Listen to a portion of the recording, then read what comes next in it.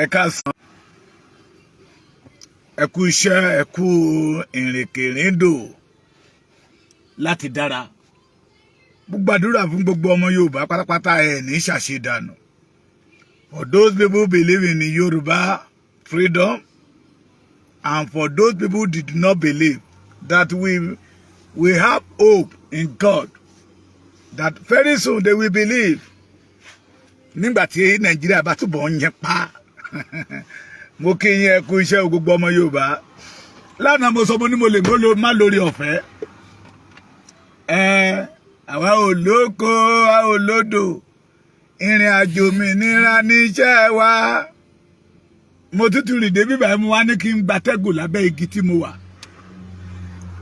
Mo wá rántí pé ọ̀rọ̀ tí mò ń bá bọ̀ lánàá tí ìsọ̀tàn torí Yorùbá ní ẹni bá lọ ló bá kú, mò ń bá bọ̀ ni. Yorùbá àgbà òsí ní ìlú bàjẹ́, baálé ilé kú ilé dahoro. Bẹ́ẹ̀ Yorùbá náà ló dẹ̀ sọ wípé bólóde ò bá kú, ọmọ ẹni ní wọléde ni. Bẹ́ẹ̀ ni tólóde ò bá ti kú, bóyá ó lọ sájò, ọmọ ẹ̀ ló máa wọléde. Mo kí yín lórúkọ bàbá wa, bàbá dáadáa, àrólé Awólọ́wọ̀, bàbá Stephen Adébánjí Akíntóyè, bàbá tó ṣojú tó ṣẹ̀yìn, bàbá tó torí Yorùbá tó surrender everything pé ìná Yorùbá gbẹ́dọ̀ bó sójú ọ̀nà. Bẹ́ẹ̀ ni mo kí yín lórúkọ bàbá yẹn, bàbá dáadáa ni. Mo kí gbogbo ẹ̀yin bàbá wa, ẹ̀yin ìyá, lórúkọ bàbá wa Professor Bánjí Akíntóyè. Mo tún kí yín lórúkọ olóyè Sunday Adéníyì Adéyẹmọ Ìgbòho Òòṣà Májàsọ́lá one Aníyìkáyé worldwide, ààrẹ bàbá ààrẹ of Yorùbá land, Akéwèjẹ international, the Jagumolu of Yorùbá land, Adégbáyé Aníyìkáyé. Mo kí yín lórúkọ Sunday ọmọ Adéyẹmọ Ìgbòho Òòṣà pé àlàáfíà ọ̀rọ̀ ayé ò máa jẹ yín. Gbogbo ẹ̀yin abiyamọ ẹ má gbàgbé ọ̀rọ̀ lọ́balọ́ba àwọn ọba wa iná láyé ń sọ. Oyè ńlá bí Amusa, you are welcome. Bàbá mi Frank Abiola, yóò dára fún yín, ojú òní tì yín. The Yoruba'S Oba'S summit that did not belong to they did not organize it because of the peace of the Yoruba'S, but some Agba Yahoo and Agba Yahoo and Oba Yahoo organized them together in the name of the Yoruba'S. Wọ́n kóra wọn pọ̀, wọ́n tún fẹ́ ta àwọn ọmọ Yorùbá jẹ. And I want every one of us to be careful. Àní ìpàdé tó bá máa pè,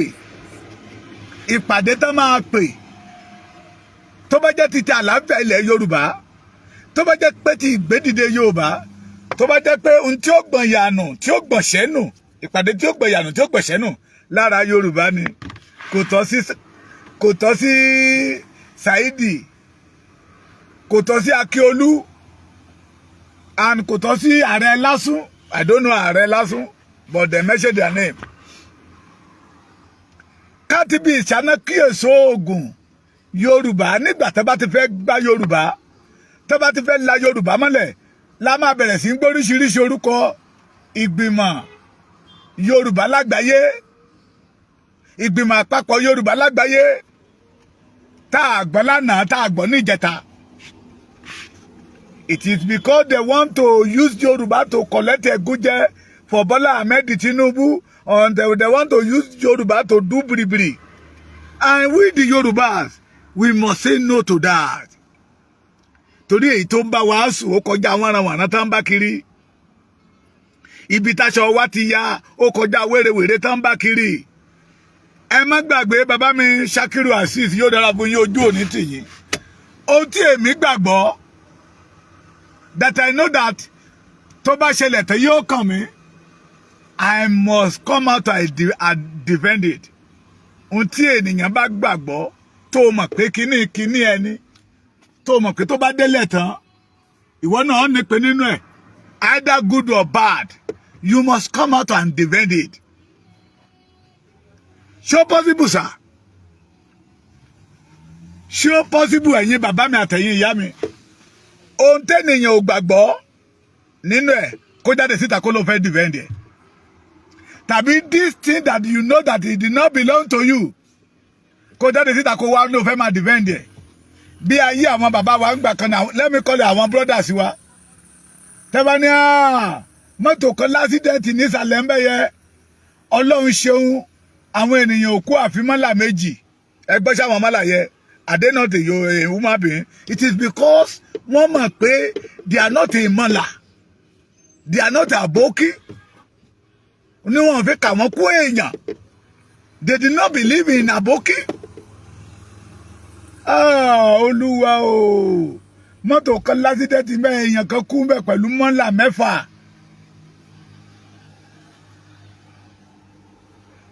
Ẹgbọ́n ṣé ẹni tí ò ṣe Yorùbá lé it is possible to come out and defend the Yoruba'S. Ṣé ẹni tí ò ṣe Yorùbá ó lè máa pèpè àlàáfíà fún Yorùbá. Àwọn ìyá mi kan ṣó wọ́n pòsì kìíní kan ìyá mi yẹn wà ní London wọ́n ní ọmọ Yorùbá kan ṣẹ̀ṣẹ̀ election tó jẹ́ pé òun ló jáwé olúborí àwọn ọmọ Ìgbò wá jáde síta pé ó ṣe wá jẹ́ Yorùbá yẹ ṣé Yorùbá nìkan náà dálé ayé fún ni they starting attack that woman tó ṣe jáwé olúborí it meanwhile we that we know ourselves as a Yoruba'S we are jubilating pé ara àwọn ọmọ wa ti ògo tí wọn ò jẹ́ orí lòun ló ti ń rí lò lókè òkun but the Igbo people go against it it is because they are not a Yoruba'S. Ẹni ibo ni mò ń lọ kí là ń sọ kí ni bàbá Èkìtì ń sọ we are talking about Yoruba'S Oba'S summit èwo ni ọ̀rọ̀ election London tí bàbá Èkìtì tún gbé wọlé ẹja ohun tó bá jọun la fi ń wé ohun Yorùbá ní pé èpo ẹ̀pà ó jọ pọ̀ sí ẹ̀rí bí ọdún tó kọjá lọ́hùn bí 2022 or 2021 Ọba Rilwan Akiolu Ọba of Lagos jáde síta pé àwọn òun ṣe Yorùbá gbọ́ mi bí Ọba Rilwan Akiolu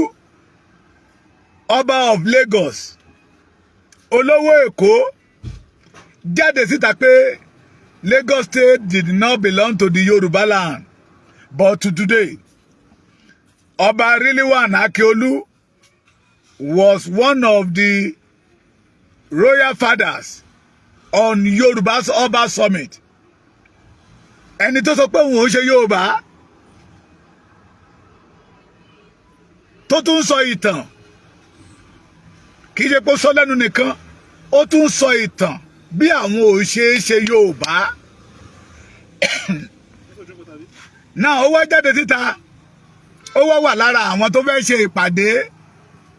Ọba summit tó máa mú kí àárín àwọn ọba ilẹ̀ Yorùbá ó tò tó fẹ́ pèpè àlàáfíà sí ilẹ̀ Yorùbá kí ló dé tá à ń tara wa jẹ ẹni tí ò gbàgbọ́ nínú Yorùbá tó ti sọ pé òun ń ṣara Yorùbá tẹni ó wá ń pèpè àlàáfíà fún ìran Yorùbá mọ̀ pé ẹ̀tàn ni tẹ́ bá ń tàn wá ẹ má já tanra wa àti dé ìkórìtà tó jẹ́ wípé tá a bá gbọ́rọ̀ kan ká túlẹ̀ ká gbọ̀n yẹ́bẹ́yẹ́bẹ́yẹ́bẹ́ ká tó so papọ̀ ká tó sọ dòdìdì. Saidi Elegusi ọba Ìkàtẹ́ òun náà jáde ní last year bí this year sí àwọn òun ṣe Yorùbá pé Lagos State did not belong to the Yoruba land. Now Saidi Elegusi was a host the host Oba'S tó máa gba gbogbo ọba ilẹ̀ Yorùbá lálejò nínú palace ẹ̀. Yorùbá kí ló dé tá à ń tara wa jẹ ohun tẹ́nìyàn ò bá gbàgbọ́ lórí ẹ̀ kì í làágùn lórí ẹ̀.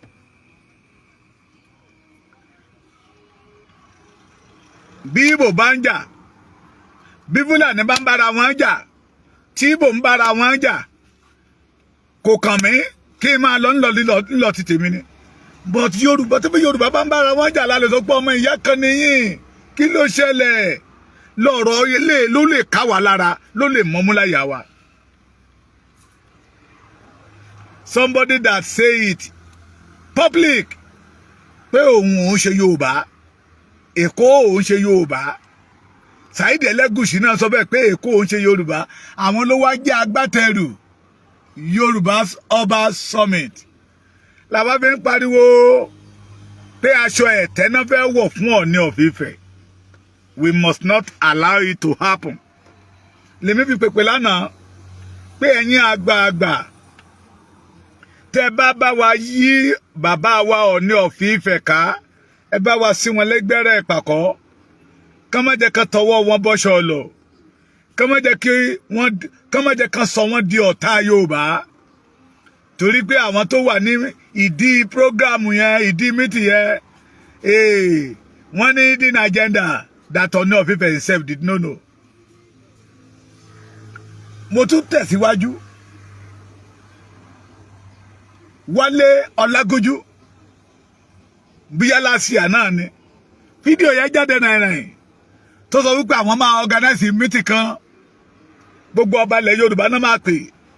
àwọn sẹ́nítọ̀ wa àwọn rẹ́pù wa àwọn gọ́vnà wa àtàwọn àgbààgbà ilẹ̀ Yorùbá pé wọ́n fẹ́ polówó regional fún wọn pé Igbo self Igbo will be present and Fulani will be present Yorùbá ẹja jì ìpàṣẹ láti ń rí although the one of the organizer called me today àwọn máa ń pa àwọn ò kàn fẹ́ kó sọ̀rọ̀ Yorùbá ń bẹ̀ ni wọn ò fẹ́ kó sọ̀rọ̀ Yorùbá nation ń bẹ̀ ni àwọn fẹ́ kí ẹnu àwọn ọba wa ó kò káwọn ọba wa ó fẹ̀rẹ̀ ara wọn question tí mo ń béèrè lọ́wọ́ wọn ti béèrè pé kó ṣe wá jẹ́ ìgbà tí Sunday Igboho gbé lẹ́tà lọ sí London ní irú ìpàdé yẹn ṣe wá ń ṣẹlẹ̀ ó kàn bọ́ sí ó kàn kọlura wọn ní Yorùbá ẹni ìpàdé tí àwọn àgbààgbà those people call themselves elders and Oba'S in Yoruba'S tẹ́ bá fẹ́ pè lọ́wọ́lọ́wọ́ tẹ́ bá náà fẹ́ pè ìpàdé àlàáfíà bí Fúlàní ó ṣe kó nínú igbó wa ló yẹ kán máa pè pàdé ẹ̀ how to secure our land ló yẹ kán máa pè pàdé ẹ̀ gbogbo wa la mọ̀ àwọn ìlú tó dára jù lágbàáyé tí àwọn ènìyàn ní àwọn fẹ́ máa gbé bẹ̀ tell everybody ń lépa ẹ̀ ẹnu wọn ò kò ìjọ tẹnu ayé bá ti kò lá máa overthrow Olódùmarè ẹnu wa ò lè kò kẹ́yẹ́ máa fi yẹ parọ́ fún ìran Yorùbá mọ́ ìpàdé àlàáfíà wo ni ọba Akiolu fẹ́ pè ìpàdé àlàáfíà wo ni Elegusi fẹ́ pè ìpàdé àlàáfíà wo ni ààrẹ Lásù fẹ́ pè wọ́n fẹ́ kó àwọn ọba yẹn wọnú ṣọ̀ọ̀lọ̀ ni wọ́n fẹ́ lu àwọn ọba yẹn láti di ẹrù ọ̀ràn mo sọ fún yín pé wọ́n di ẹrù ọ̀ràn kalẹ̀ wọ́n wá ń wá ọ̀nà láti gbélé orí ọmọ Yorùbá ẹni tó máa bá wọn gbé ka orí ọmọ Yorùbá náà wọ́n wá rí wípé it is easy for them láti gba ọ̀dọ̀ wọn ọba wọlé táwọn ọba wa bá ti rí owó. ẹ̀yin kábíyèsí wa ẹ má jẹ́ kójú kòkòrò ó bá ti yín jẹ́ ẹ̀yin kábíyèsí wa ẹ má jẹ́ kí ojú kòkòrò ó bú aṣọ iyì kúrò lọ́rùn yín ẹ̀yin kábíyèsí wa ẹ má jẹ́ kí ojú kòkòrò ó mú kí Ọlọ́run ó padà lẹ́yìn yín torí ọ̀pọ̀lọpọ̀ a máa rìn a máa yan fanda a rò pé Ọlọ́run wà lẹ́yìn òun ni kò ní mọ̀ pé Ọlọ́run ti fòun lẹ̀ ẹ̀yin kábíyèsí wa ẹ má jẹ́ kí ojú kòkòrò ó mú yín kúrò lọ́nà kẹforí légbó inú mi dẹ̀ dùn nígbà tí mo wo fídíò lẹ́ni ó ti di wòlíì mẹ́ta tó dédé pé láti bí ọdún bíi 5 tẹ́mi tí ń wò wọ́n lọ kò sọ̀rọ̀ tó sọ tí ò rí bẹ́ẹ̀ pé ẹ̀yin kábíyèsí ìpàdé November 7 yẹn ìpàdé tó máa ṣe jàǹbá fẹ̀yìn fún ara yín ni níbi ọ̀sẹ̀ bíi 2 or 3 sẹ́yìn mo ní àwọn Fúlàní sọ pé àwọn fẹ́ máa fún àwọn ọba wa ní gift táwa ń gbàdúrà pé Ọlọ́run oníjẹ́kẹ́ gbà á not all the Oba'S lólórí ọ̀fẹ́ àti gbé jet lólórí ọ̀fẹ́ àti fòlókè and not every town in Yorùbá land ní airport wà ní 10 village máa fò bí ẹ fẹ́ lọ sábùjá ẹ fẹ́ lọ sí Èkó ni kẹ́ tó dí Àkúrẹ́ lọ́dọ̀ wa bíbà yìí ibìkan lẹ́ máa gbà débẹ̀ pé gift tí àwọn Fúlàní láwọn nílẹ̀ yẹn pọ́lọ́run ò ní jẹ́ kẹ́ ẹ gbà àwọn olóṣèlú fẹ́ lò yín láti ṣí ọ̀nà fún Fúlàní láti máa báyé Yorùbá jẹ́ lọ èmi rò pé tá bá pè nìyàn lágbàlagbà àlàáfíà tí ọmọ wa ni pé kí ìran òun tó ń jọba lé lórí kó wà lálàáfíà ẹ má gbàgbé ẹ̀yin ọba ilẹ̀ Yorùbá òjíṣẹ́ lẹ jẹ́ fún àwọn aráàlú làwọn ìyá wa fi máa ń sọ wípé ènìyàn níbẹ̀ lẹ́yìn ọba lọ a fi pè ní àléèbá mo tún wá fi àkókò pé ẹ̀yin ìyá wa ẹ̀yin lè ìyá ọba ìyá ìjòyè ìyá gómìnà ìyá sẹ́nítọ̀ ìyá rẹ́pù ìyá president ẹ bá wa pe àwọn tó ń pera wọn ní àgbààgbà yìí èyí tí Yorùbá ráre lọ́wọ́ wọn ó tó gẹ́ mo ṣe prógámù kan tí àná náà ni mo ní ẹ̀yin ọba ilẹ̀ Yorùbá ṣí àrídùnnú lẹ jẹ́ fún wa ni one of Oba'S pè mí pé ọmọ mi ọ̀rọ̀ tí mo sọ ọ̀rọ̀ tó tóbi ni pé àwọn ọba òun ṣe àrídùnnú fún ìran Yorùbá mọ́ òun náà jẹ́ kan lára wọn pé ibi tó yẹ ká ti bá ọgbọ́n wọn ò bá ọgbọ́n bẹ̀ ó ní lára àkọọ́lẹ̀ táwọn bàbá wọn kọ́ọ́lẹ̀ pé àwọn ò gbàdúrà fógun ní ìlú àwọn ọba ló máa ń ṣáájú the duty of Oba'S is to defend láti ràgàbù àwọn ọmọ ìlú ẹ̀ kábúrú ọmọ ṣẹlẹ̀ fún wọn pé bọ̀ tó ṣe ní láàánú àwọn ọba tèmi ara wọn náà gbé síwájú wọ́n wá gbé àwọn ìlú wọn sẹ́yìn pé láyé àtijọ́ àwọn ọba ìlú náà máa ń gbé síwájú ẹ má já tana wa jẹ o that meeting ohun rere kan ò lè jáde mẹ́ and I pity all the Oba'S tẹ́tí lọ́rán agbádá tẹ́tí lọ́rán ọ̀pọ̀ ọba mi ti lọ ṣe adé China abánidani wọn ò ní bá yín débẹ̀ abánidani wọn ò ní bá yín débẹ̀ ẹ sọ pé ọmọ kan tó kékeré bẹ́ẹ̀ ní jágbajàgba yìí ìkan nínú àwọn ọmọ Sunday Igboho sọ bẹ́ẹ̀ abánidani wọn ò ní bá yín débẹ̀ tí ẹni tí ò gbàgbọ́ pé Yorùbá lòun ẹni tó sọ wípé òun ò ṣe Yorùbá àwa Organise bí Yorùbá ó ṣe ní ìsinmi ẹ mọ̀ pé ìṣubú Yorùbá ni wọ́n máa wá lójoojúmọ́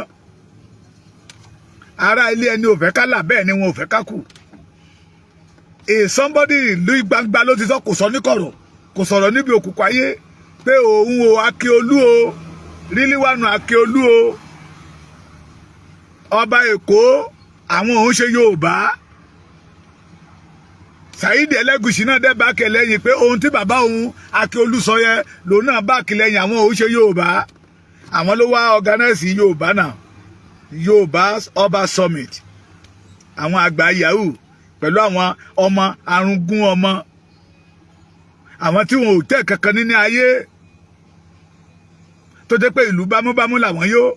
wọn ò mọ̀ pé bí ń pọmọ ẹnìkọ̀ọ̀kan ẹ̀yin Yorùbá ẹ tún fèyí kọ́gbọ́n o be very very careful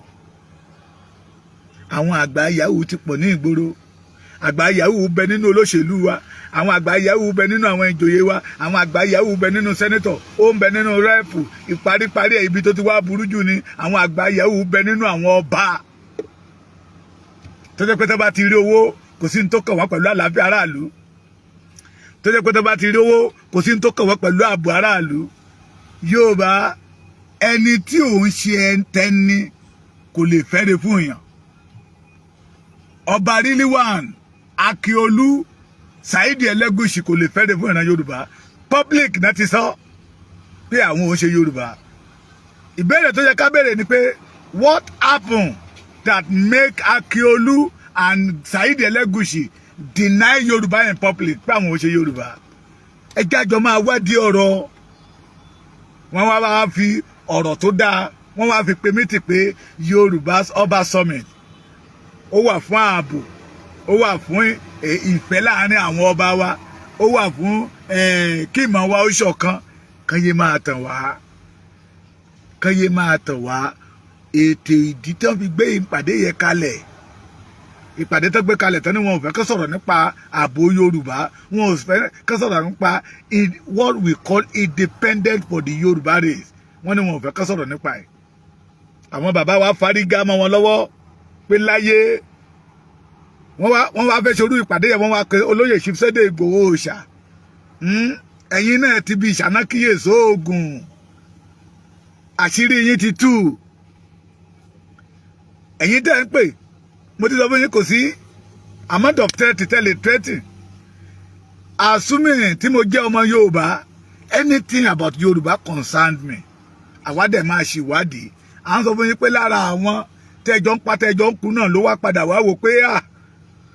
orúkọ burúkú mà ló ń fẹ́ fi lẹ̀ fáwọn ọmọ tó ń bá lọ́wọ́ sí kinní yìí. Ẹ yé tan Yorùbá jẹ mọ́, ẹ yé wùwà bíi Dúpẹ́ Onítìrí, ẹ yé wùwà bí àwọn Adélé tán sọ̀rọ̀ lánàá wípé kí gbogbo àwọn ọmọ wa kán má lọ léèwé mọ́. Adélé tá ò rí, ìjọba tá ò rí, àwọn tá ò fojú kàn, ẹ sọ fáwọn ọmọ kan jókòó lé kán má lọ léèwé mọ́. Torí Adélé ń ṣètò lọ́wọ́ ìjọba tá ò mọ̀ tá ò rí. Bẹ́ẹ̀ lọ̀rọ̀ Akiolu àti Saheed Elegusi àti ààrẹ Lásùn ló ṣe rí. They did not believe in peace of Yorùbá land. Wọ́n kàn fẹ́ kí wọ́bọ Yorùbá láti ro Yorùbá dùgbòdùgbò. And wọ́n mọ̀ pé ohun tí ọmọ Yorùbá ń wá gẹ́gẹ́rẹ́ lókù kó tó wa lọ́wọ́, wọ́n wá ń wá ọ̀nà láti gbé wa ṣubú. We the Yorubas, we must not allow it. Méjì tàná fẹ́ ṣe ní ọ́fíìsì Saheed Elegusi, ní palace Saheed Elegusi, it's not for the Yorùbá race o. Kò wà fún ìran Yorùbá rárá. Ìpàdé ara wọn tí wọ́n fi máa, wọ́n fẹ́ ṣètò bí wọ́n ó ṣe máa pín bí i Ghana must go, bí i envelope, bí i aláàtì náà fẹ́ máa fún wọn n tó wà fún nìyẹn. Ọmọ Yorùbá ẹ kíyèsára, àwọn pàǹdà ń bẹ nínú àwọn olóṣèlú wa, bẹ́ẹ̀ ni àwọn kàńdá rẹ̀ sì ń bẹ nínú àwọn ọba ilẹ̀ Yorùbá. Kàríkàṣọ́, aláìnítẹ́lọ́rùn, olójú kòkòrò, akótilétà, àwọn arúgbó ọba, ẹ kíyèsí wọn. Yorùbá kò sí ọ̀nà àbáyọ kan tó kù fún wa. N tó yẹ ká gbé sẹ́nu nìyẹn. Yorùbá nation, orílẹ̀-èdè wa. The Yorùbá must become an independent nation. Under Nigeria, we are deceiving ourselves. Bí wọ́n ṣe máa ń yan ayé wa rè tí wọ́n mọ̀ gbá wa ní kò lórí. Ọmọ wa kan ló ti rí ògo lò ní London tí àwọn bíbò bínú. The solution to our problem is Yorùbá nation. We must become a nation, independent nation. Say no to Nigeria today. Say no to November 7 meeting. Ìrọ̀lú wà ń díẹ̀. Wọ́n pe bígbà tẹ́nìyàn bá pe àpéjọ àwọn ọ̀rẹ́ láti jẹ fún ara wọn ni. Wọ́n fẹ́ pín owó fún ara wọn ni. It's not for the peace of the Yorùbá race. God bless you.